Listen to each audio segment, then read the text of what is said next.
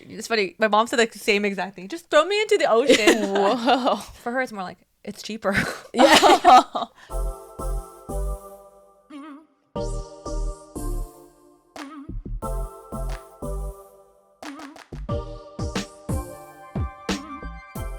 As the years go by and as we all get a little older, so too do the loved ones in our lives.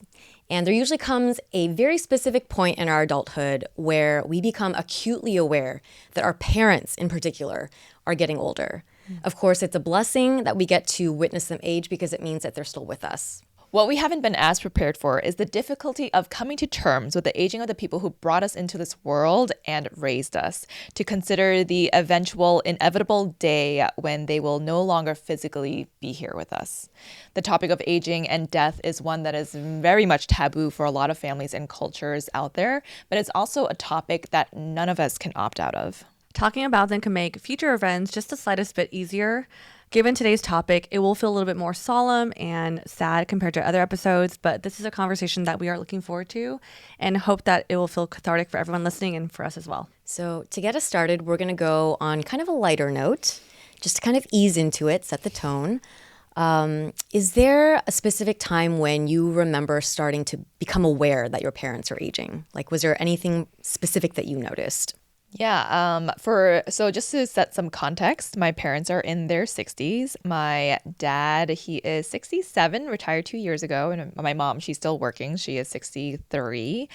And I have always seen them as relatively young and healthy. I feel like hair is a very good indicator of age, and my dad's hair is still pretty black with like some whites growing in on the sides, and my mom's hair is also still pretty black, very dark, but other than that they're pretty active. So I see them as still pretty young. But I think the moment that I realized that they were aging, so I moved out of my Boston home when I was 25, and it wasn't until I hit the age of 30 when they visited me after my birthday, and it was during the holidays, and I saw them, that I was like, whoa, something feels a little different, you know? And it's not a drastic difference. Even yesterday, I looked at a photo from 10 years ago, and I was like, oh, yeah, they basically look about the same. So it's not a drastic difference. I think when you are living with someone, you kind of don't notice the subtle differences in aging, but then it's that period of time when you're away from someone and then you see them again, you're like, oh, your hair has changed, or like something has changed. So with my parents, I think it was more of the skin area where it just felt it looked a little bit more texturized, and there were more sunspots. There was more, how do I say, like with aging, the natural process of aging, the collagen or the elasticity of your skin starts to droop a little bit. Yeah. And especially around the eye area, I think there's a little bit more of like heaviness of skin kind of just weighing down on you, and it's almost like the eyes start to bulge a little bit. They do. Yeah, you actually make a lot of sense. Very specific. But again, this is like the detail that I saw of like, whoa, I think my parents are, starting to age, and we've reached this point in our lives where we're going to see this more and more often and with more and more visits, this more natural process of aging. So that was probably my like first moment of seeing it when I was 30. Yeah. How about for you ladies? I think when you talked about the bulging eyes, I actually totally could understand that. Yeah, it's like it's heavier. It's like they're more eye bags. Yeah, there's more skin there, and the eyelids get heavier too. Yeah. I'm like totally thinking of my dad right now. Yeah, me too. My dad. So just also to give context, I am 32. My mom is. Oh, how old is she? She is 50 in her 50s, and my dad is just 62, 63. So I will say my parents. I think some can say my parents are like younger because I am also the youngest one here. Yeah. So I think in terms of aging, there's the bulging eyes for sure. Bulging eyes. I don't know. It's a thing now. It is just a little bit. Yeah. I will say the one thing I noticed with my parents is that I notice when my mom calls me or gives me updates, they go to a lot more doctor checkups more often now. And I'm just like, oh, like whenever I'm back home, there's always someone needs to go see something. I think it's mostly just routine, but it's just more prevalent now than it was before. In terms of just aging in general, the people I think about the most actually are my grandparents. So my grandpa is 82, and he's the person I've noticed the most with aging, because when I visit him in Taiwan, he now needs a cane to walk, when he's always been a very active man. Like he'll take walks in the morning and the evening, and always was in the garden and things like that. And he used to be just like a very agile type of person. But now his movement has significantly slowed down. And the cane and now someone needs to walk with him. So just see the mobility kind of decline is like, wow, like these people in my life that I've grew up with is just there's a drastic change. Yeah, and you see him even less frequently, right? Because he's in Taiwan, so every time it's like a big change. It is. It's always like, I think whenever we go back, my mom or my brother and I was like, well, like I didn't know Grandpa's moving this slow as we didn't know. Yeah. So just like we're more aware of it now. Speaking of speed, that was one of the things that I noticed about my mom. My mom for years has been a pretty careful driver. And so when I would come home to visit, she would be like, oh, nowadays people are driving so rough on the roads and everything. And it's kind of like chit chat, right? And you're like, okay, yeah, Mom, that's okay. Yeah. Don't worry about it. And then I rode in the car with her and she was going like 20 miles an hour in like a 40 zone. And I was like, Mom, this is like a danger to go too slow. But I think it was just one of those things where she just becomes extra like aware that she's like fragile and very careful and very like safety oriented.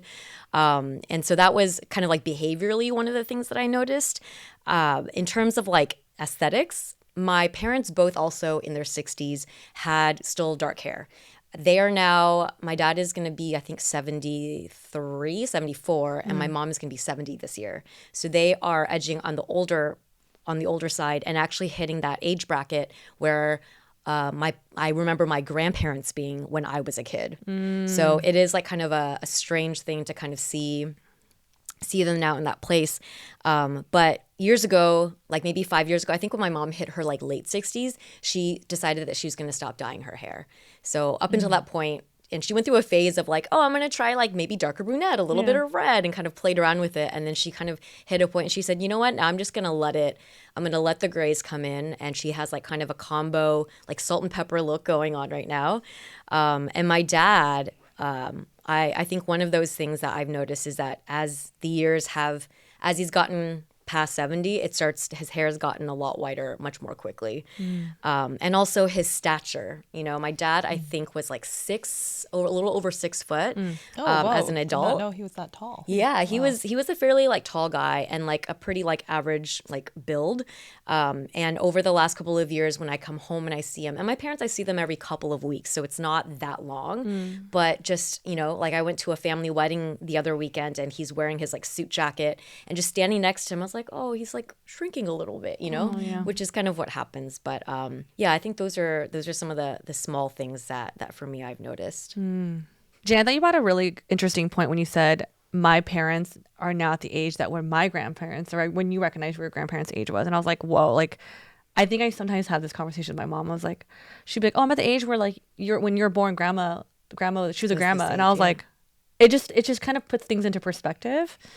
So yeah, I thought that was really interesting what you said. I mean, I feel the same with like my mom, the fact that she is now a papa. Yeah. When we sing to her, we're like, happy birthday, papa. Oh, that yeah, weird? that's one of those moments where you realize, Yeah, like what do you she say? has an extra title. She has many titles now. So, and usually go with the child, what they say. Yeah. So I would be like, happy birthday, papa. I'm like, that's so strange. Was it weird for you? Because I feel like she's always been your mom. So now you're saying like, oh, Popo. Was it like, even when Annie had Tyler? Yeah, I mean, I think it kind of is just this realization that there's another generation and they kind of like their view of the world matters more a little bit, or you want to cater to that world a little bit more. So you start to let go of your own and look at theirs and see what they see, and that's their papa. So you would call them papa in front of them, instead of like mom, which is just wild. And they still, I mean, my parents still feel young to me. So even that the papa gong gong, it feels odd to say sometimes. But for the kids, we do say it. Is there a moment where you felt like your parents age a lot faster? Like some people say that when they see their parents retire, there's like kind of a more like exponential change in either their behavior or their looks or something like that. I think I'm gonna think of, when I think about this question, I always just think about my grandpa. Like I think my grandparents for me is like, that's the group That you're seeing aging. I'm seeing age the most. And for my grandpa, I noticed the speed or like the expeditedness of aging is when all his friends started passing away. Like I would come home, my mom's like, oh, you remember that like that great uncle used to like, because we go back to Taiwan to have like massive like dinners, and they're slowly dwindling down. And the people I grew up as a baby, they're no longer here, and his community is just passing away. So I just feel like that's when I'm just like, oh, like we're hitting that place in life where people are moving on. Yeah, that's a really good point. I do remember when that started happening for my grandparents, and then slowly for my parents too. Now, a couple of their friends at their age, they'll be passing on. And they'll go to like reunions now sometimes, like lunches with like, I think they do, it's like their high school or their college friends sometimes still get together. And then sometimes it's like, oh, so-and-so is, not with us anymore. Or they'll like visit a friend who has like Alzheimer's. And it's been an interesting experience to kind of like listen to my dad talk about it because he says it so matter-of-factly. And I kind of feel like in some ways maybe he is just like almost accepting it. And then it's like, for him, it's like, I think for many years, he knew that when he retired that would be a time that would be very significant. I think because he saw a lot of his friends. He held out for a long time. My dad just retired this past year, and he's like turning 73, 74. But I think he saw a lot of his friends, how they change after they retire. And so he was like holding out and like working for as long as he could. But I think he had a lot of years to kind of like slowly accept. And so when he talks about a friend who has Alzheimer's and he's visiting them, he kind of is like, yeah, we talked about like the happy times when we were younger and things like that. So yeah, it's kind of an interesting perspective. Yeah. So we talked about how the topic of aging and death can be very taboo in our culture. What is your family's perspective? How do you treat the topic? Do you talk about it? My family's perspective of death is very much that there is an unwritten rule that we just don't talk about it. It is a very taboo topic within our family. I think also just in general within Chinese culture, to talk about death is kind of like it's almost as if you're spreading the negativity or like the like death onto like bringing it to friends reality, or family. right? Yeah, exactly. Like, so we do not talk about it. I actually did call my mom about it though last week to just like kind of start a conversation, especially because of this episode. I love how ABG kind of forces us to really think about these topics and have these more difficult conversations with the people in our lives. Hopefully it inspires all of you out there to have these types of topics with your loved ones as well. But when I asked my mom, there was a very clear aversion to it. And she... I think there's a phrase in Chinese that I don't know what the literal translation is, but she was like, "Chat hai bang," which is kind of what you would say, I think, if it's kind of like if someone sneezes and you're like, "Bless you," or if you knock on wood, the essence of doing that. Yeah. So It's like cancels what you it just said. cancels the negativity of basically what I said. And then it followed with another phrase, which is "lon hang up," which means crazy talk. It's like, why are you even like bringing this up, right? And I think that it like that just represents sort of this culture that we have within our family, the Chinese culture, which is very much an aversion to things like the number 4, for example, right? I think that is very popularized as 4 means death in Chinese. And so Chinese people avoid it like the plague. It's like, I don't want it in my phone number. I don't want it in my license plate. I don't want it in my businesses. I don't want that number anywhere. Even when you watch like The Farewell, the whole premise of that movie was that Awkwafina's grandma was ill and her whole family was trying to avoid the topic the whole movie. And it was just very difficult on her and the whole family. And I think that is a very good representation of my family also. We just basically try to avoid it. And it feels like something that is very prevalent within Chinese culture as well, just to not talk about it. Even though I know that that's not, I feel like that's the opposite of American culture, where it's like, we should talk about it. We should set things in place, not have surprises. But I think there's a fear also of sharing it with the elderly, because you don't want to instill this fear into them either. So it's better to just allow things to happen more naturally. I have a very different family, I guess, perspective on that. I'm gonna tell my grandparents first. I don't know if it sounds like your family doesn't do that. I wonder if your grandparents have ever done this. A thing that my grandma used to do when I used to sleep with her when I was really young, and I used to hate it, and now I'm seeing my grandpa do this, is that me and my grandma always talk in bed before we go to bed, and we'll like do like these like bicycle wheel exercises to kind of like be active. But she'll always mention in bed, she's like, "I'm getting old and I'm gonna die." Oh, wow, like kind of like that saying. And part of me is like, I wasn't sure if that's like a personality thing, but I heard it a lot as a kid, and it made me really sad because like I loved my grandma. My grandpa, when I call him sometimes, he's like, he always say how he's getting old and like implying like things. So for me, I'm like, I kind of was familiar with that topic because I've heard them growing up say it. Yeah. And I don't know if they're saying it just for them to accept it, right. or for me to also know it too. It's probably a combination. Interesting you mentioned that. I don't know that my grandma said those exact words, but this personality or this tendency to say things like that Yeah. as a way to kind of like prepare you as a child, like, right? And they say it and it comes out very like dramatic. And as a kid, you're kind of like, why would you say that? Yeah. It's like, don't bring up something that's so like horrific for me to think about. Yeah. But I think it's like a way to be like, hey, I need you to understand reality. This is going to happen. So it might be a cultural thing because I believe my grandmother did similar things. Yeah. So I was just like find it like interesting. But in terms of talking about like death or like I guess funeral planning, or just in general, like my mom openly talks about it with my brother and I think partly because of two reasons. One, my mom is fairly westernized because she grew up in the States. But I think it's because when my grandma passed away, it was very unexpected. So it's like my mom is a planner.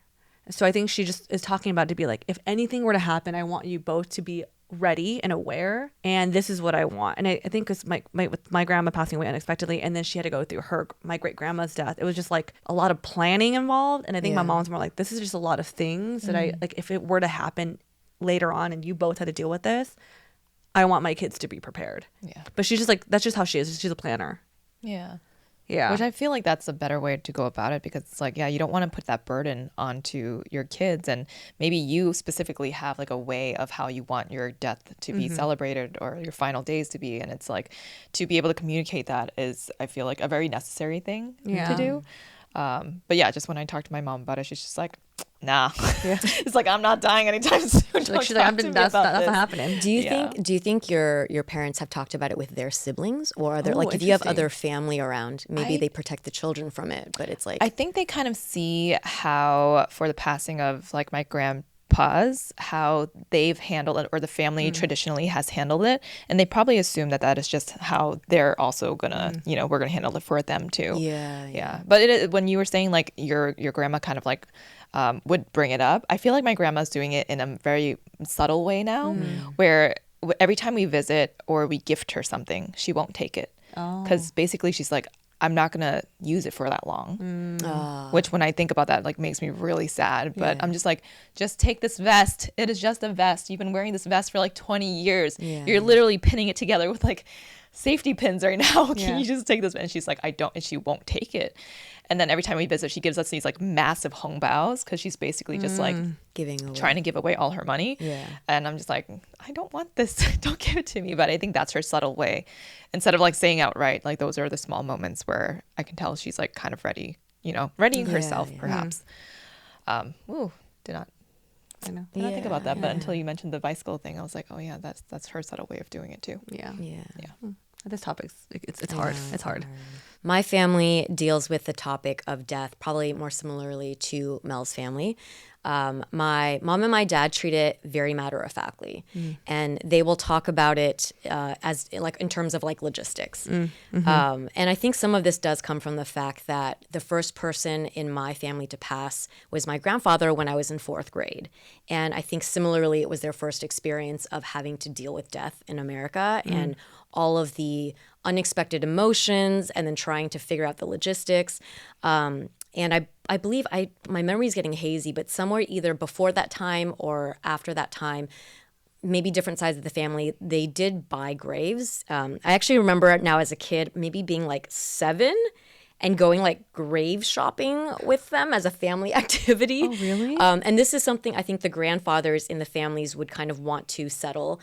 They would find like what's the best like cemetery in the area, in like the LA area, and they would buy like multiple plots of land or like headstones or places, basically spaces for themselves, for their my grandma, and then for any family members. So in some ways, when I was young, it was just kind of treated in a very like practical and like matter-of-fact way.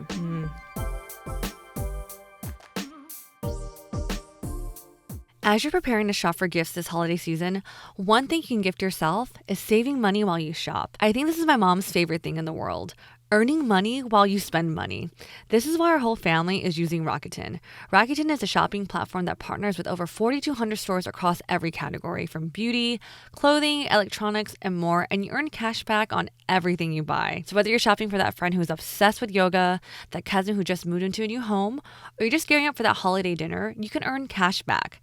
Right now, Alo Yoga is offering 4% cash back, and I'm probably gonna give my roommate Dar something from there, and maybe myself. My mom's favorite shoe brand, Skechers, is offering 6% cash back, so I'm for sure gonna buy my mom Skechers this Christmas. Cashback rates changes daily. Imagine this.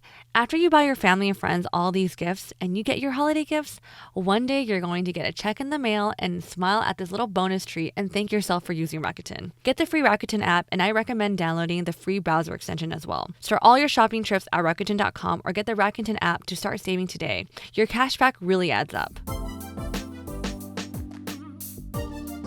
So you both have siblings. Have you talked to your siblings about this topic before?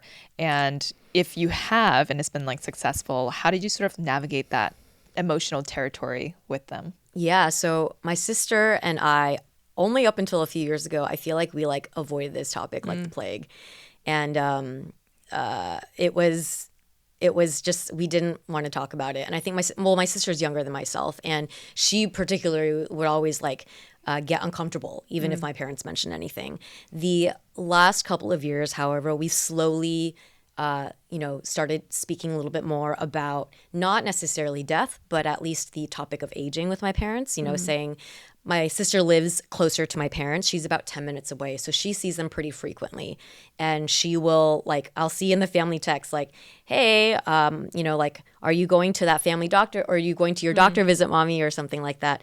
And she'll kind of bring up to me like, hey, have you noticed that, like, maybe like, I think I should maybe drive mom to her appointment more, so that, she's like, just wants to do it herself, but I feel like she'll feel more relaxed if I'm there with her, and maybe having a second ear to like listen in and to help remember things.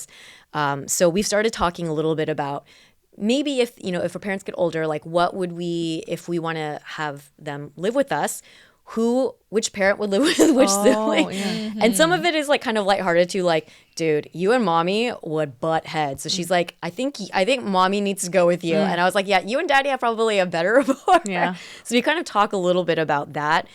It's still a bit on the joking front though. And I think there hasn't been like real hard conversations, because the reality is, like, my parents want to make sure that, I think their perspective, because they've seen my grandparents' age, is they don't want to burden my sister and I. So they thought like logically about wanting to just not be a burden to anyone, and how to make sure that they can be self-sufficient without relying on us.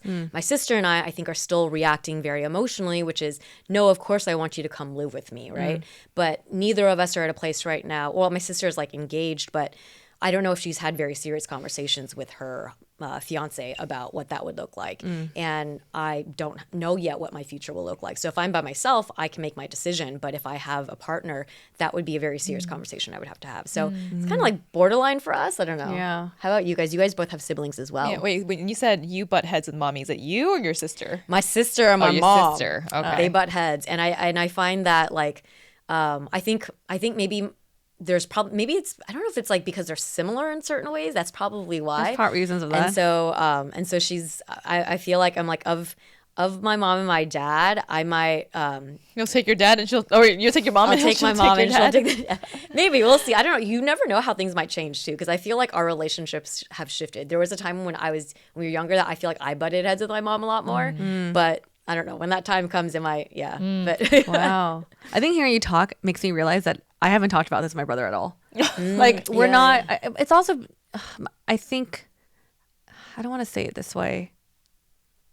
I think because, again, I am the younger one. My parents are still relatively on the younger end of it. So it's not a reality for me quite yet. Yeah. But it's also because with my brother and I, what happens is we'll be at home and my mom will be sauteing veggies. She'd be like, oh yeah, when I go, it's just like very like a, yes, like literally just a casual thing she'll bring up. And then my brother and I are like, yes, we're just like, okay, cool. Like, my mom's a talker. So she just like talks. She'll say whatever is on her mind. She doesn't hold anything back. So I think whenever this stuff gets brought up, it's very casual and it's not very serious. I actually think that might be a cultural thing because my experience with my mom is very similar. Like I don't, she'll randomly, like while doing the dishes, be like, when I go, throw me into the ocean. I don't want to be like same. buried under the ground because I don't want to be like stuck forever. I want to be free in the water. And so you're like, okay, is that really what you want? Like I don't know. Or that's kind of random, but maybe it's a little bit of the cultural thing with our grandparents. Your grandma used to just say, hey, I'm getting old, I'm gonna die soon. Like they just want us to, they're like, if I just say it very casually, maybe it's like not as serious. Yeah. It's funny. My mom said the same exact thing. Just throw me into the ocean. Whoa. But rather for her, it's more like, it's cheaper. I'm watching Ozark right now. A lot of people end up in the ocean. Dark. Ozark. Oh gosh. Dark. Dark. Yeah. So I think right now it's like casual. Just like more casual way of bringing it up. Yeah, I hear the thing is when it comes to this conversation, I hear a lot about what my mom is talking about with her siblings with my grandpa. Like I'm more, I'm looped into that conversation more than her planning for herself. Yeah. What about with your brother though? Okay. Oh, for the brother thing is because we don't talk about it with each other because it gets addressed when my mom talks about it with both of us in the room. And we never like continue the convo. We're like, okay. And so we haven't talked about it. Do you foresee in the future if your brother would have your mom and house your mom, or would you? I think my brother would house my parents. I know I'm the eldest, but it's just because my brother has been at home for the last few years. I definitely, she doesn't deny this. My mom has a certain attachment to my younger brother. Because he's a baby and he's very he's listens to her and I don't sometimes. So I just think their dynamic is more natural versus me, my mom. I would say things that hurt her feelings. No offense. Love you, Mom. We love you too. Mellow Brand. That's my mom's Instagram. I know, it's so cute. I don't know what does it mean. It's my name, my brother's name, Melody and Brandon. Oh, so cute. It sounds like It sounds like cereal. No, it sounds like It does. really bad cracker. Mellow Brand. Yeah. I texted my sister about this because I was like, we're going to talk about this tomorrow because we have not talked about it before. Okay. Yeah. I think the last time, we haven't talked about it before.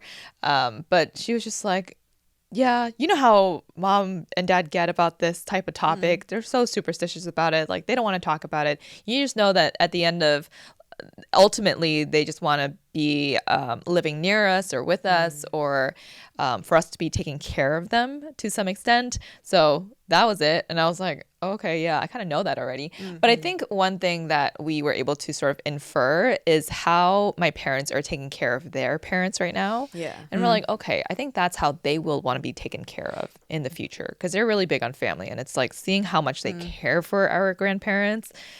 We're like, okay, I think that is how they would want to just be handled in the future. And that's like the best indication of what we have. In terms of like who our parents will probably be living with, I think my sister. Why? She is the person in our family right now that is handling more of their taxes, their health documents, their hospital stuff, their phone bills, like all of that is being handled by Annie. Thank you very much, Annie. But we joke. She's like, "Oh yeah, you'll take them in the future, right?" I was like, "No, you will, right?" And I think she kind of knows, or maybe that's just me as a little sister that is just like, you know, it's gonna be you, and then she kind of just accepts it. But I don't know. I think it all will also depend on who might like need our parents more to help around, or if maybe depending on the size of the house and all of that. So that'll all play a role. But I'm not opposed to it. I just think that my sister will be housing them in the future at this point in my life. Yeah, It's so interesting. yeah. I mean, you know Annie. You probably would think the same, right? Oh, for sure. She's so motherly. She's so maternal. She is. But I also wonder because I think the similarity with what I think my brothers, because I think she has they spent the most time together in Boston. When you moved out here, you're probably at like a level of like comfort. Like even with your sister, like would you say Patty's? So this is where I'm split because I think that maybe 5 years ago I would have said it might be me. I just assumed that because I was the eldest child. But then I didn't assume that. but thinking practically, I've been away from home since college. Like after college, I haven't really. I mean, I guess for years at a time I'll be back in SoCal, but my sister is the one that's always been with them, and more in the last 5 years, she just checks in on them. She's kind of naturally assumed that role. But yeah, I guess it will come down to whenever that time comes, who is living where, whose situation is what. That's true.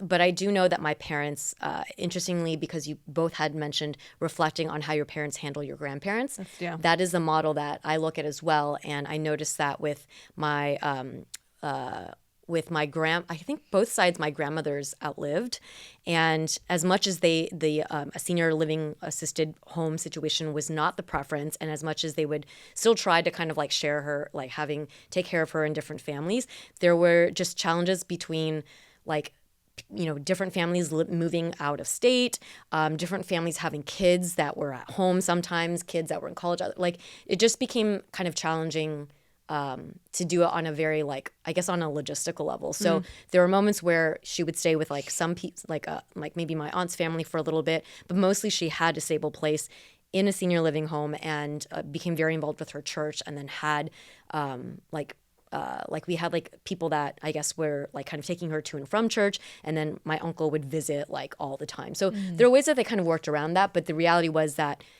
I think they've seen, probably the best way is if we can find a senior assisted home that is close to you and be as independent for as long as we can, but close enough to you that you can be there to kind of observe and watch over. So that was your conversation with your siblings. I mean, have you had this conversation directly with your parents before? Have they talked about aging and the natural process of aging, what happens at the end of it, and how they would basically want to be, I mean, other than tossing in the ocean?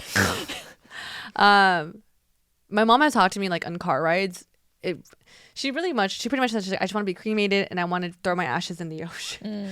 I think for her it's because I didn't ask her why, but she said it's cheaper. Like she did say like logically it's just cheaper, but I also wonder if she wants to be in the ocean because she also grew up in Hawaii and it's closest thing to where she like kind of grew up and has good fond memories. Yeah. So she never mentioned Taiwan. So I think she's probably thinking about the most practical, cheapest thing.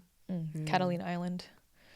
She hasn't even said which one, which ocean. Yeah, I know my mom has mentioned ocean too, and I've never thought about the practicality of it, but for her, it was always like she always had an affinity for the water and wanting to be close to the water. But maybe it is like a Taiwan thing because Taiwan is an island. And Oh yeah, I didn't think about that. Huh.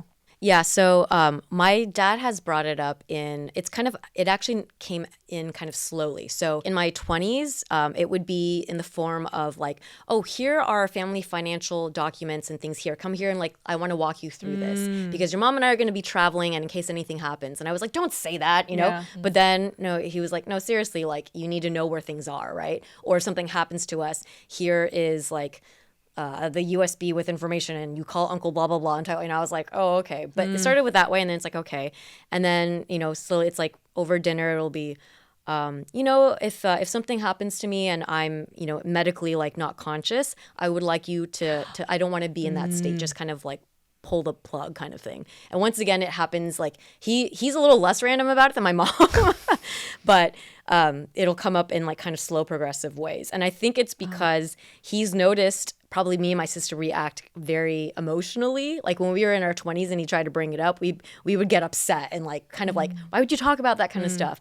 And then slowly it's like in my early 30s and I was like, just kind of let him speak and be like, okay. And then now I will kind of like, now that I'm more aware of it, I'm like, it must be very frustrating for him trying to plan. And I'm being like, that's so like, whatever. So now I'm kind of just, okay, sit and listen to him. I'd be like, okay. And I want him to feel heard. Like, don't worry. I do see, I know what you want and it'll be okay.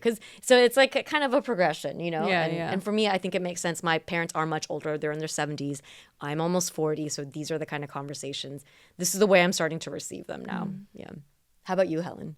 I have no answer for this because I haven't talked to them about it, so I don't know. You're like, yeah. I'm in the dark, but I'm just inferring things. I think that is, I mean, even thinking about for yourselves, like how would you want to tell perhaps your kids? Is it the way that your parents are sharing it with you now, or how would you want to do that? I'd probably start with like a children's book about death.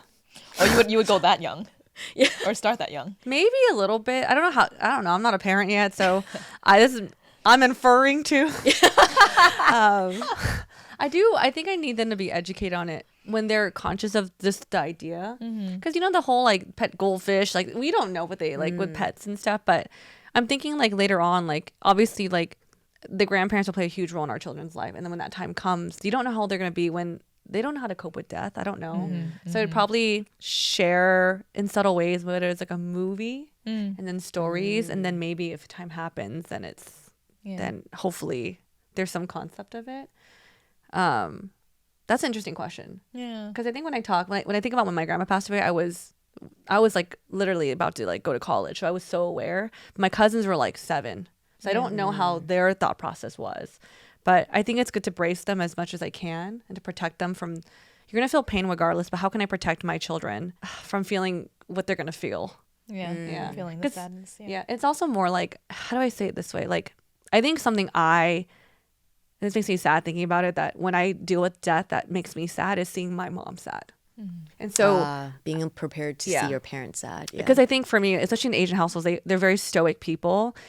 My parents don't cry, but my mom cries whenever she said bye to her grandma or things like that. So I was like, ooh, like that is a very, seeing your parents cry is like a kind of like a paralyzing feeling for a child, because we're not used to it. So I don't know, how can I prepare my kid to see me upset too? And like that's another thing I think about. I'm curious for Helen, because I mean, you have the son. Like, have you thought about kind of? We only have Halloween books right now. No, that's as spooky as it gets. Yeah. Yes. The little boo. My little boo is what it's called. It's very cute. It's like my little boo. It's a ghost.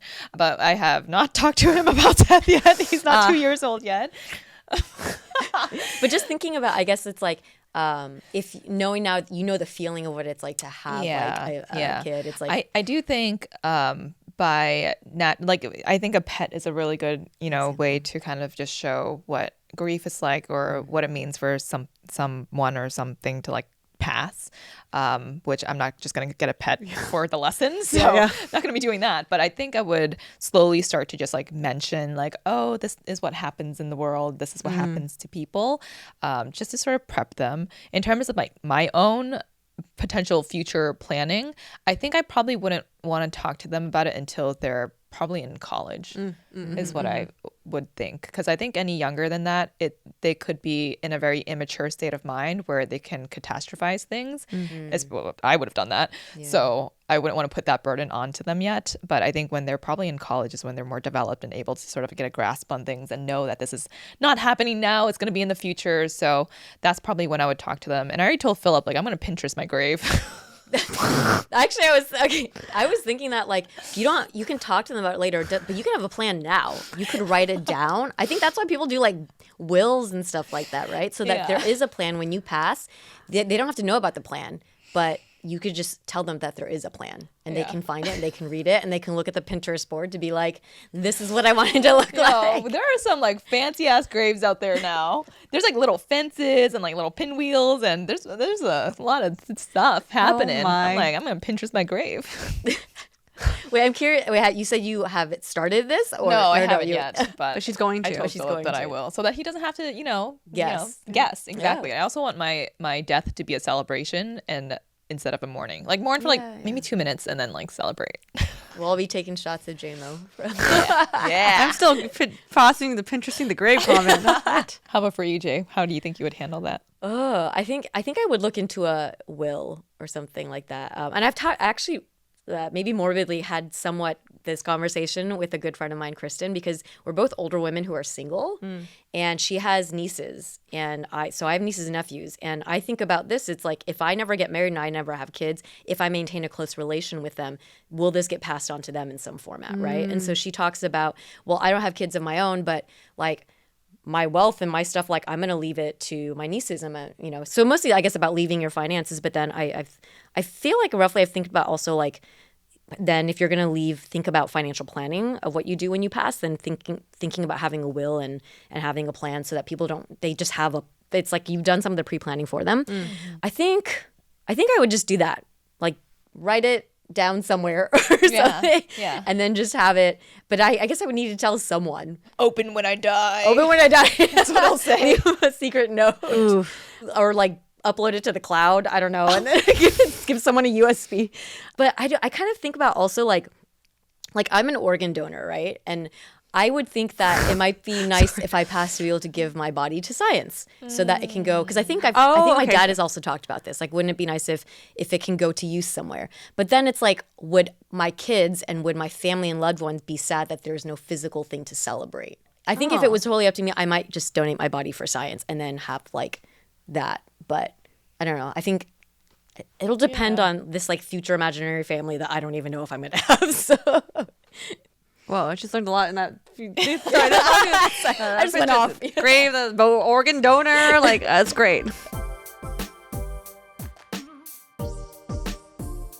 Hi everyone, it's Helen here. You've been hearing me talk about Pampers for a while now on this podcast, the diaper brand that we've been using for our soon-to-be 2-year-old. And for anyone out there who is still in the diaper phase of parenthood, this one is for you. We've been using Pampers Swaddlers and it's given us back several minutes of our lives. Why? Because Pampers Swaddlers prevents up to 100% of leaks, even blowouts. Meaning we are not constantly changing our baby out of his clothes, cleaning up the mess afterwards, and doing several more loads of laundry than we prefer to. Swaddlers Diapers has a blowout barrier, which is an innovative back pocket in the diaper to help prevent messes from coming out. Pampers Swaddlers is always in stock in our household because when our baby is asleep for more than 11 hours, you know we gotta have an extra absorbent diaper for dry nights and less wake-ups in the middle of the night. With Pampers Swaddlers, you can rest assured that you have superior leak protection while keeping baby skin healthy. For trusted protection, trust Pampers, the #1 pediatrician recommended brand. So obviously today's topic is about aging parents, and one topic I think about is like when our parents retire, have they shared with you like what their plans for retirement is? Yeah, my parents have definitely verbalized this part of the aging process. Very clear to me and my sister. My parents are very big on family to a point where like even when my sister and I argue, my mom will cry. Because she's like, you are both sisters, you're blood. You can't have anything come in between you. Like, you guys are for life. Don't let anything get in your way. And she just wants us to be a unit forever, which I want as well. And I think that is a lot to do because of my mom and what she's kind of implemented in us or imposed onto us. But my mom has always shared that she would love for us to live in either a townhouse or a family shared house, my sister and I, or at least 2 houses that are close by each other on the same block. And then in our backyard, there's a big enough space and it's within the, how do you call ADU? it? The jurisdiction or whatever for being able to build an ADU. So she wants to be able to build her own ADU. She said all she wants is a small living room, maybe a little kitchenette, and that's it. And she's like, I'll come in, take care of the kids, cook you dinner, and then scurry back into like my little home. And that is her ideal just situation for how, and that's been that's been in my mind since I was young. She said that since we were young. And I'm like, now that we're in LA, my sister is here also. She lives like 20 minutes away from me. I'm like, Mom, do you know how hard it is to even find a home in LA with a big backyard? Yeah. And can you imagine getting one that's like right next to another home that just so happens to be available for you and a big enough backyard for you to move in? Like, I don't want to yuck your yum, but I'm gonna yuck it. Like, this is really hard. Yeah. And especially now that I'm already thinking about expanding into like our next home, I am having this in mind, but I'm also thinking like, how is this is so hard to make work. Yeah, but that is the ideal situation. I think if she were to live with us, my maternal side grandparents have always lived with us. They actually were the ones who basically raised me. When my parents moved to Boston, my grandparents were still in China, but my mom realized because she was studying and she was working, she was like, I need help. So she actually brought my grandparents out and then they never moved back. But they lived with my parents, and then when it got cold, they moved to LA and they lived with my mom's younger sister. So they have always lived with their daughters. On my dad's side, my grandparents actually lived in a senior assisted housing in like a very nice part of Boston, right in the city center. And there was always someone who went to like check on them, bring them food, make sure they were okay. So they were always taken care of. But I think having those 2 examples is probably not, it wouldn't be a surprise if they did, go into senior housing one day because, my dad's parents eventually ended up doing that. But I think they would just much more prefer to probably live with us. So my mom, retirement has been on their minds because they're inching closer. I think she's already expressed to me, she's like, this is the plan. I was like, okay. She was, I want, when me and your dad retire, what I want to do is I want to spend half the time in the US and half the time in Taiwan. So she wants to be like cross-continental? Bicontinental? Yeah, something like that. But she also has expressed to wanting to be able to she travels big for my mom. She wants to be able to explore the world and go to places she's never been, which she's starting to do a few years ago which I'm really happy for. And just to really live her life. Like she's hanging out with her friends. And she has always said to me, she's like, I want to make sure I have a very active social life because I don't want to burden you. You know, I think because maybe my mom's mentality is like, she's maybe has some friends who's like, how do I say it this way? There's some of her friends that have been really sad because they didn't have a lot of friends besides their family members. And I think she was like, I want to make sure I'm not reliant on you, Yeah. right? Only for her social circle. Yeah. So I think that's why she started to like do the Zumba thing or like hang out with her other friends more and make new friends. In terms, I guess with me, I wonder if she formulated this thought because when my mom would visit me, sometimes we do butt heads. I'm just like, and my mom used to always house my grandparents. Like I grew with my grandparents in my house too. I loved it.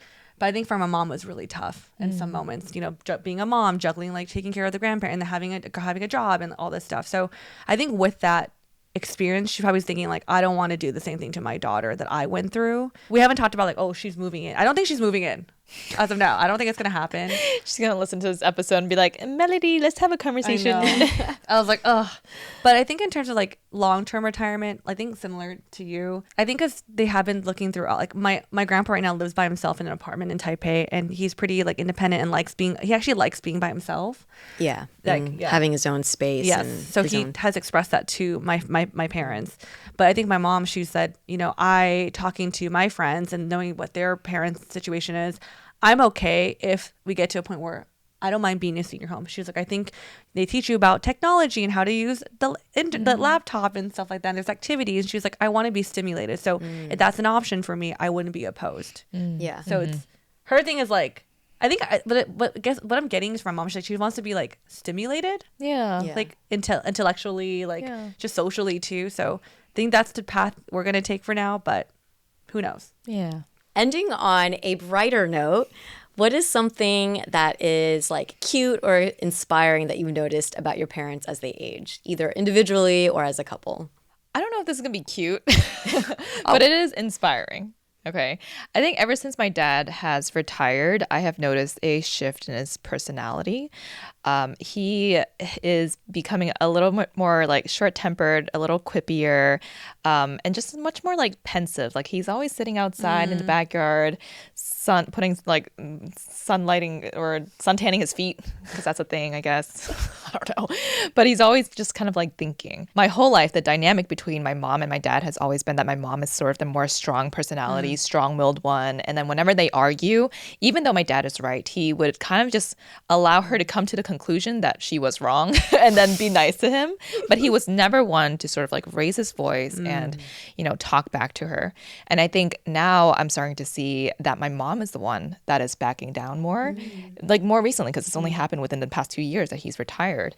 And so I had a conversation with my mom, like, Mom, Bobby he's changing. And she's like, yeah, he's changing, you know, he's retired. And even if I think about retirement, it's like, I'm never going to understand what it was like to walk in my dad's shoes, for him to have immigrated here to the US, for him to, his whole value and purpose and identity being to raise a good family and to be able to provide like food on the table and support your family. For that to be completely just gone all of a sudden one day, I can imagine that freedom being nice, but I feel like the silence would be deafening during that period of time. And I can kind of see that happening to him and to his body, and like the aging process happening faster to him too. So I said to my mom, I was like, Bobby is changing. And she's like, yeah, he's changing. And the thing that kind of stuck out to me and how she responded was, he's changing, but now I have dinner at home when I come home from work. He drives me to work every single day, picks me up. He is clean. The house is clean now. And she's like focusing on these more positive aspects of the retirement versus focusing on the change in personality. And she's kind of letting herself be the one that lets things slide. She's like, it's my turn to let things slide. And to see this sort of dynamic change between them, it also reminds me of just like my grandparents. Like when my grandpa started getting much more senile, he couldn't hear. Like my grandma was yelling at the top of her lungs into his ear every day, and like bringing him food and taking him to the bathroom. But they never complained, you know? And I think it reminds me that like love is easy during the easy times, but it's during moments like these where life is very difficult.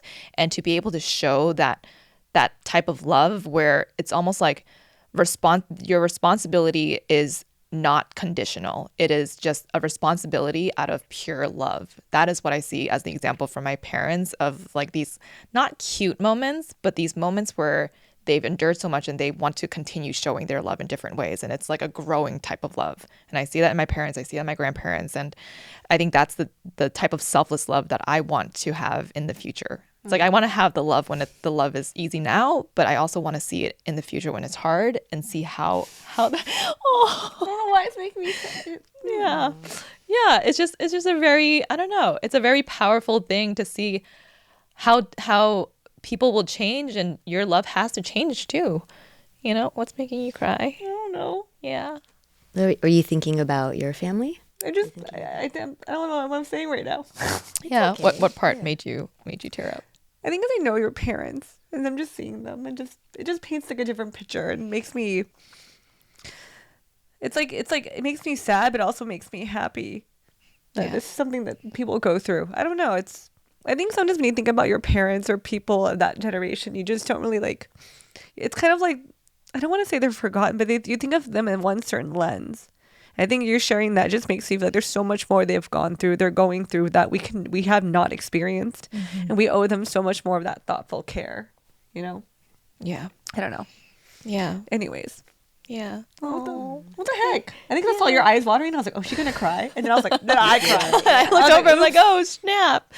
Yeah. I mean, I think that is just one of those things where it's like, if like right now in this period of my life, I would probably, if like Philip had changed that much, I'd be like, yo, like what's going on here? Let's talk about this. But I think it's maybe at that point or that age, you kind of just know each other so well, and you just know that you just have to be there for, you know, to hold the other person up when they're going through a tough time. So yeah. I don't know what's going on. Yeah, I mean, this topic is one hard. that is very vulnerable, and it makes you think about things that, as you know, as we're living and as in part of life, it's just it's tough to think about the future, and not just in like death, but like the future of aging, what that means for all of us too. Yeah.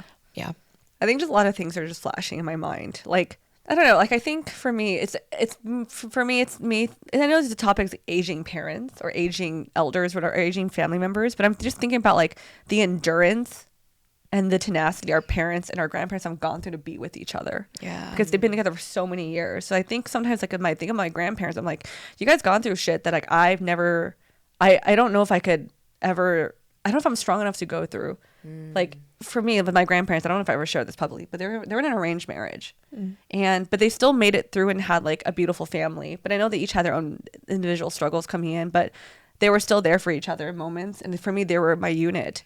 But that is in its own struggle and itself, an own journey to be, you know. And I also saw the change in my grandpa too. My grandma passed. His personality totally changed. Yeah. But if I were to focus on my parents and like what cute things I know this is supposed to be cute things. I know. I think because it's like cute, but it's like it's a different layer of feeling. Like with my parents, I think what makes me like happy, and I try not to get too emotional, but I guess I am already. Right now, my parents are actually in Cabo with their friends. They're we're older couple of friends, and to see like the fact that my parents can still have like these trips that they look forward to. But the biggest thing I want to acknowledge with my mom is that, sorry, I think with my parents, there's like a lot of subtle moments of love. Like they're like hold hands and stuff, but I think it's the little things I catch that I know there's like care, and that I think it's really cute. Like whether my mom's like watching TV or something, she's always grabbing my dad's hand and rubbing his wrist or something, because she has this thing where she likes to touch the moment, like the wrist, the skin. So I see little things of that, and I'm just like, oh, like I think sometimes for me when I think of like love, I have a certain picture of how it's supposed to look, but watching them age and still have moments of it that look a little bit different than I thought, for me that's really beautiful, because I feel like love isn't gonna be long. It's a long thing. So it's just like, how do you keep moments of romance that are so little but they're still present? Yeah. To make that are still impactful. So I think I look at those things a lot. That is a cute moment. Yeah. My mom does. Yeah, she does that. Yeah. My kind of like cute moment is I've noticed that my mom has started she really likes a lot of ritual, and she's a very like structured, scheduled person. So she gets up in the morning and she has her like set like breakfast, and she has her like schedule for the day. I think she just knows to create like structure for herself is good. And one thing she's added, which, giving context, my mom was like not much of a partier, at least not like when I was growing up. I'm sure it was different maybe before I came. But now every day at 5 p.m. she says, "Oh, I have my happy hour," and she'll grab a beer, and she has a beer and she'll sit by the window and kind of like watch if like neighbors are like walking dogs and stuff, and she just kind of has like a personal happy hour, and she has a beer every day. And she's like, actually, like the wheat in the beer is like really good. I don't know, there's some like health benefits in Chinese newspapers that she read about. But I thought that was like a really cute moment. That is so cute, actually. I kind of love that she's creating this whole experience for herself. Yeah. Wait, that's really cute. That's cute. Well, this was a good topic, I think, for us to have just, kind of thought through. It's good to see and hear kind of like what your families are talking about more openly, and not openly, but also just, I think this is a very important topic to talk about. No one can really avoid this, sort of happening in our lives with our loved ones. So breathing conversation into it is important. So we hope that this conversation inspired all of you out there to perhaps have this conversation, if, with your parents, if not your parents, perhaps with your siblings. I think it's always good to sort of have some sort of an expectation or planning in place. If you resonated with this episode, let us know in the comments of our latest Instagram post. And with that, we will catch you all on the next episode. Bye.